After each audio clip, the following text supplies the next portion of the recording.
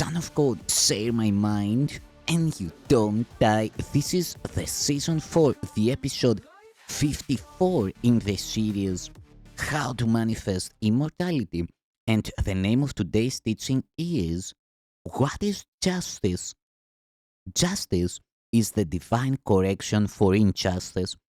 Injustice is the basis for all the judgments of the world. Justice corrects the interpretations to which injustice gives rise and cancels them out. Neither justice nor injustice exists in heaven, for error is impossible and correction meaningless. In this world, however, forgiveness depends on justice, since all attack can only be unjust. Justice is the Holy Spirit's verdict upon the world. Except in his judgment, justice is impossible, for no one in the world is capable of making only just interpretations and laying all injustices aside. If God's Son were fairly judged, there would be no need for salvation. The thought of separation would have been forever inconceivable. Justice, like its opposite, is an interpretation. It is, however, the one interpretation that leads to truth. This becomes possible because while it is not true in itself, justice includes nothing that opposes truth. There is no inherent conflict between justice and truth. One is but the first small step in the direction of the other. The path becomes quite different as one goes along, nor could all the magnificence, the grandeur of the scene, and the enormous opening vistas that rise to meet one as the journey continues be foretold from the outset. Yet, even these, whose splendor reaches indescribable heights as one proceeds, fall short indeed of all that weight when the pathway ceases and time ends with it.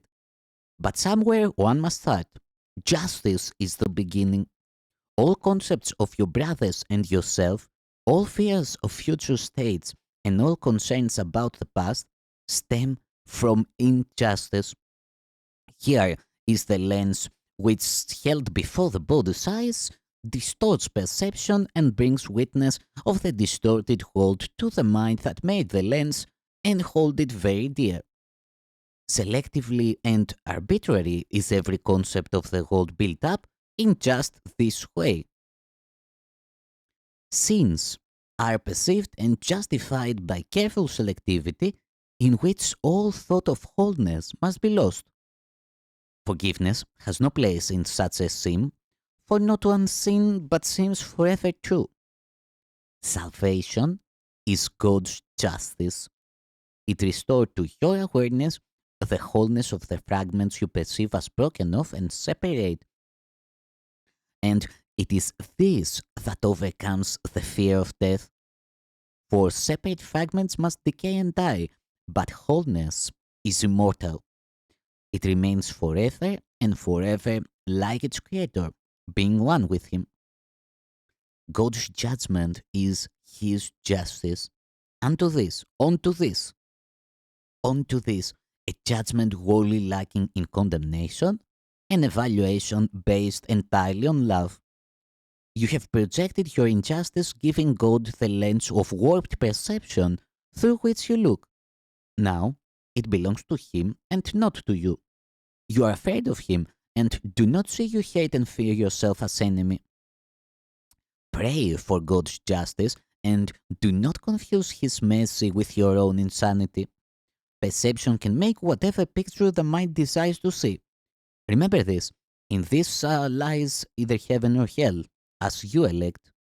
God's justice points to heaven just because it is entirely impartial. It accepts all evidence that is brought before it, omitting nothing and assessing nothing as separate and apart from all the rest. From this one standpoint does it judge, and this alone. Here, all attack and condemnation become meaningless and indefensible. Perception rests, the mind is still, and light returns again. Vision is now restored. What has been lost, what had been lost, what had been lost has now been found. The peace of God descends on all the world, and we can see, and we can see